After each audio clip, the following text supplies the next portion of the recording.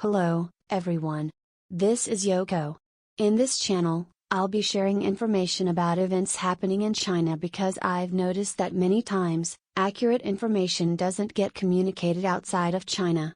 I gather information from various sources, so I'd appreciate your comments on the video content. English is not my native language, so I'm using an AI speaker to generate the voice to ensure that I convey information accurately. If you enjoy the content, please consider subscribing to the channel and showing your support. Now, for our first piece of news, we have reports of the first ever default in the country regarding US dollar bonds. One important aspect of this issue is that if even one formal default is recognized, it may trigger direct redemption requests from other bondholders through cross-default provisions. Another crucial consideration is the responsibility on the credit default swap, CDS, sellers, which could have implications beyond the actual parties involved. Regarding bondholders within China, it's believed that the Communist Party can control the situation.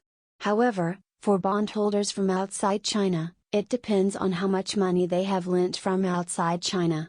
Also, if foreign bondholders have hedged their risks through credit default swaps when lending money, banks and insurance companies on the protection side of the CDS could bear the risk. If this risk is concentrated in one company and the amount is quite significant, it may have far-reaching consequences. Ultimately, the scale of external fundraising will determine the extent of the impact. At this point, the likelihood of a formal default seems high, and information about its effects on parties not directly involved is expected to become clear soon. Therefore, if there are further developments, I plan to share them on this channel. Now, let's move on to the main theme of this episode. Do you remember the region in China called Taxi? Taxi is a town located in the southwest of Beijing. This year, it gained worldwide fame due to the extensive flood damage it suffered. However, I've received information that the real estate in this area has reached extraordinarily high levels. In the past, China experienced a period of rapid increase in real estate prices, around 2016 and 2017. Taxi was no exception to this trend. In 2016, properties were trading at 7,000 yuan per square meter, but by mid-2017, it had surged to 25,000 yuan. This means it had more than tripled in just 18 months. This region went through an incredible real estate bubble during that time, and not only in Taxi but throughout China. It was not uncommon for real estate prices to double or even more within a year or two. Real estate was a significant investment, and if you bought a property for 10 or 20 million yuan and it suddenly doubled in value, your assets would see substantial growth. As a result, people rapidly became affluent, and this increased wealth led to increased consumption. It was indeed a bubble. However, in the case of Taxi, several factors played a role. For a long time, there were rumors that Taxi might merge with Beijing. If you lived in Taxi, you could potentially become a citizen of Beijing in the future and obtain Beijing's household registration. As a result, people living here were not willing to sell their properties, and people from outside areas looking to secure Beijing's household registration flocked to Taxi. Furthermore, in addition to these factors, there were speculative groups known as real estate speculation organizations in China at the time. The most famous among them was the real estate speculation group from Guizhou. The Guizhou real estate speculation group operated on a massive scale. Many people pooled their funds and aggressively bought dozens of properties. Not only in Shanghai but also in Taxi, which became quite famous. In reality, they had their eye on real estate in Taxi and made substantial bulk purchases. Taxi is directly connected to Beijing by railway. So, for those who couldn't afford real estate in Beijing but needed to work there, there was a demand to buy real estate in Taxi. Various factors overlapped, and this led to a skyrocketing of real estate prices in Taxi. However, what's happening now? Well, real estate prices have plummeted, dropping to less than a third of their peak values, and yet there are no buyers. Why has it become so dire? It's because of several factors coming together. One of them is that real estate transactions in China are stagnating nationwide, and people think prices may drop even further, so they hesitate to buy at this time. Another reason Tashi became famous this year is that it's said to have sacrificed itself to protect Beijing. In other words, Tashi is considered a less important town by the Chinese Communist Party, and if it came down to protecting more critical areas, they would sacrifice Tashi. This became evident. You see, in China, floods occur nearly every year, and the government's efforts to protect people from the floods are virtually non-existent. The important capital cities are saved at the expense of others. Essentially, if a city is valuable to the Communist Party, they might help it, but if you live elsewhere, you might be left to flood again. So, people thought of actively buying real estate in such cities. But, if you ask whether there are people willing to buy real estate in Tashi, well, there probably aren't many. There are plenty of other places to consider, right? As a result, real estate that was once priced at 25,000 yuan per square meter at its peak is now listed at 8,000 yuan per square meter, and there are still no buyers, even if it were listed at an even lower price. It is believed that there aren't many prospective buyers, even if it were listed at a more affordable price.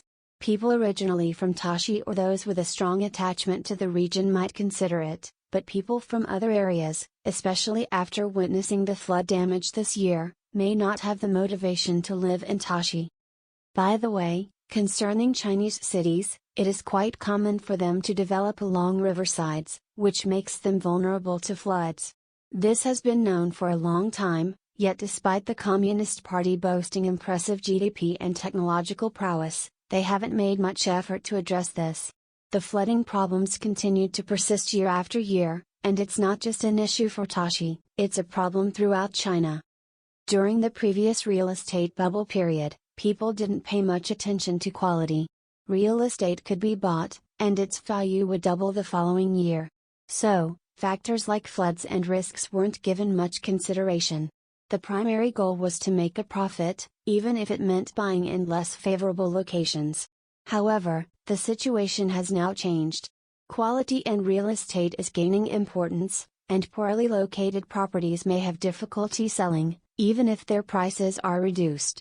I believe we might be entering a phase where such properties don't sell. There's one more topic I'd like to discuss, which is somewhat obscure and not widely discussed by many, except perhaps myself. It's a story that has gained some attention in Chinese society, and it's about a company called Zhongshuigan. This company is known for its high-end ice cream products. The company was founded in 2018 and initially saw significant success with its high-priced ice cream. For example, they used special chocolate from Ecuador and sold their ice cream for 66 yuan per piece. In terms of Japanese yen, that's around 1,200 yen, which is quite high for an ice cream.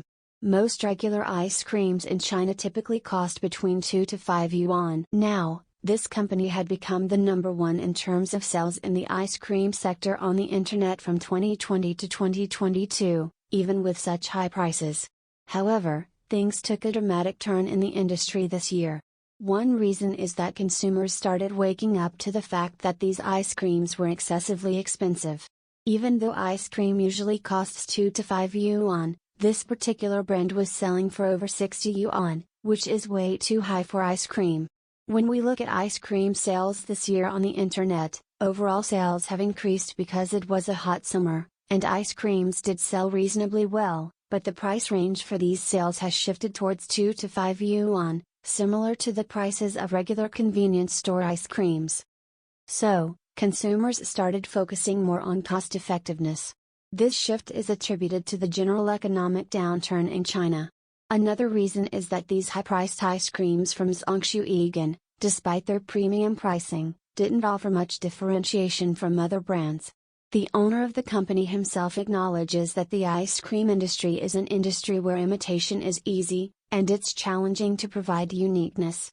So, even though the ice cream was expensive, it wasn't significantly better than cheaper alternatives.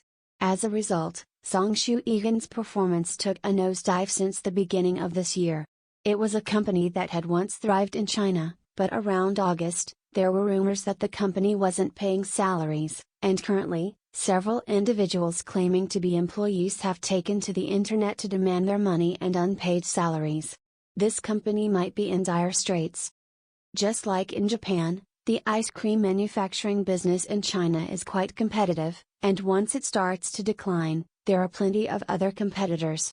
So, it seems that the company's survival is questionable at this point. That's all for this episode. Until next time.